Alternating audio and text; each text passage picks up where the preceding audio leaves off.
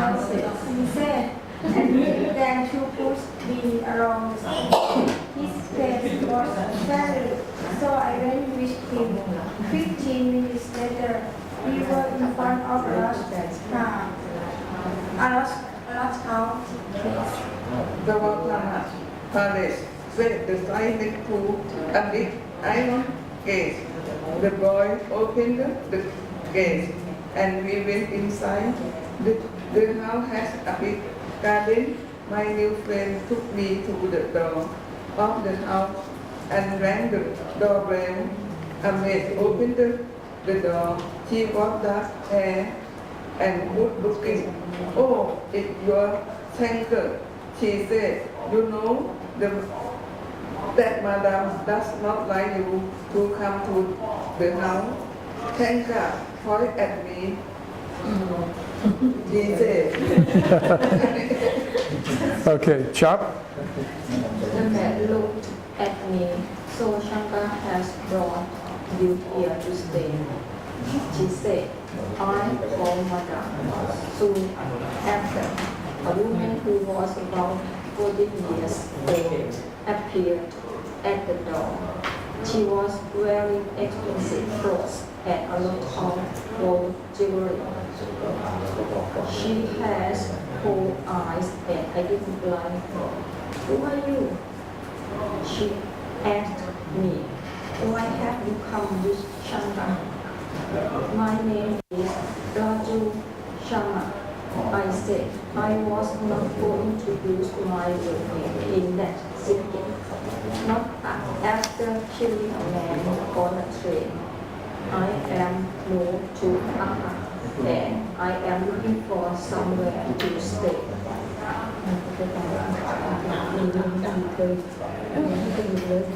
She looked at me a little more kindly as soon as I spoke in English. We have an outhouse with rooms, but it's still full. She said, you can wait a week. We can find you a room. It costs 400 rupees a month. But when it can show you the outhouse. Okay, let me stop here. Now, I need to explain something to you so that you do not embarrass yourself sometime. Okay? In Australia and New Zealand, a building called an outhouse is like a building that is in the backyard of a home, and it's where guests would live or where you would rent a room to someone. But in America, an outhouse is an outdoor toilet. So, if you tell someone to go to the outhouse in America, they would take offense to you. You know, it would be like an insult to them. So, you want to be careful when you use that word and know whether you're in Australia or New Zealand. It just means another building where people would stay. But in America, it would be an outdoor toilet, and typically it would be a structure that only poor people would have, because people who would not be poor would be able to afford to have a toilet in their home. So you want to be careful about using that word. You could embarrass yourself in America. Okay. So let's see where we say thank you, madam. Do you want to read?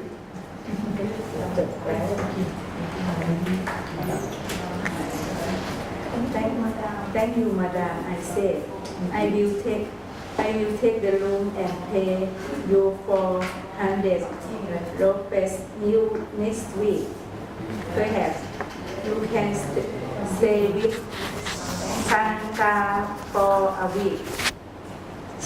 She said, the rat has handmade Lajwanta took me to the outhouse. It had a courtyard. courtyard. Yes. With about 30 rooms around it. Shankar's room had just one bed and a tiny kitchen. The room I would get was 4 rooms away from Shankar's. Okay.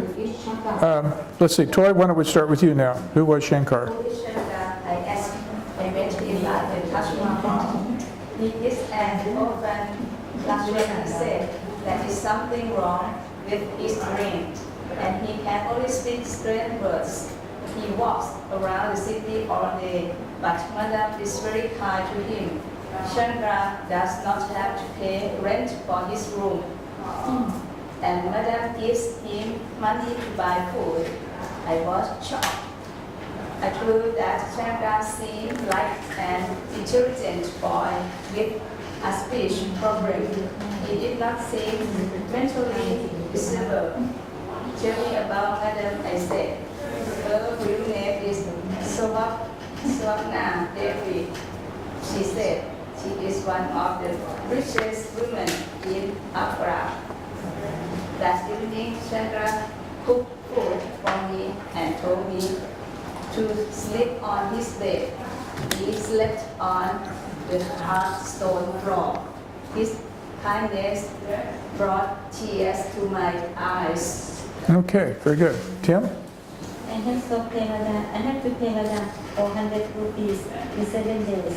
So I quickly learned to be a Taj Mahal guide. I listened carefully to the English-speaking guys and tried to remember as much as I could.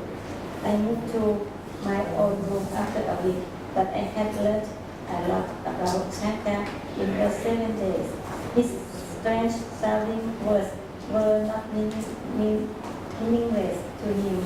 He could also draw people with story and he often dreamed of his mother.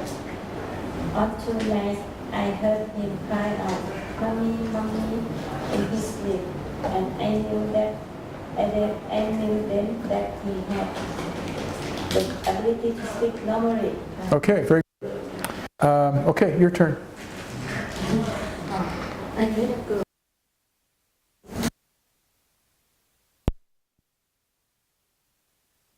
Flower in her blonde black hair. He meet at the Taj Mahal. Although Rita in Agra, it was to the Taj. She did not have money to pay for a ride, but I quickly offered to show her out loud. I saw her gate. She smiled at me. "Today I have money to pay you," she said shyly. I laughed. Do you not want me to take you? Do you want me to take you loud again? Mita looked at the garden. "Yes, please," she said. So we walked and I began to give her the same information that I had given her the day before.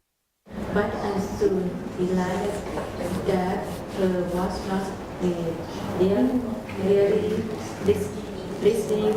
She just wanted to be with me. Rita came to the church most days after that. We sat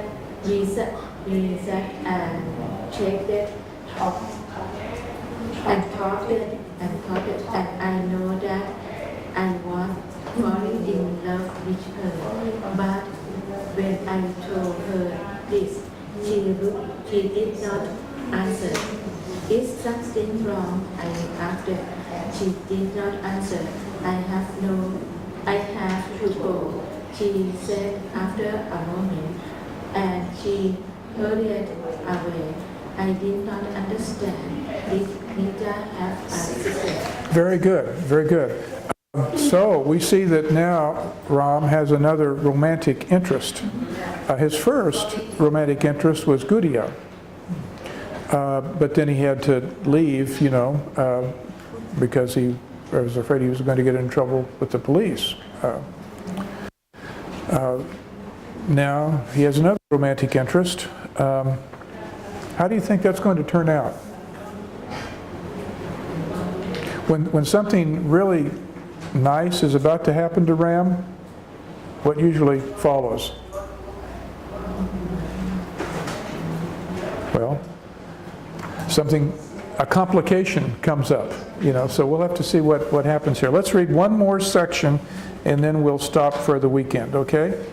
So, where it says, Shankar came into my room. Ma, can you read there?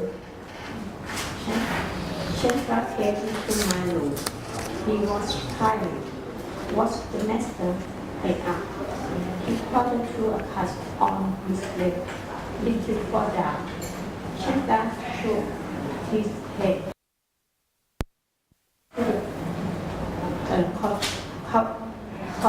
Courtyard. And pointed to a small wall in the corner. The children from the outhouse were always jumping over it. I noticed I decided that he had jumped down from the wall and across his leg. I did not see the mastiff dog just below the wall. Okay. Well, we'll stop there because we're out of time.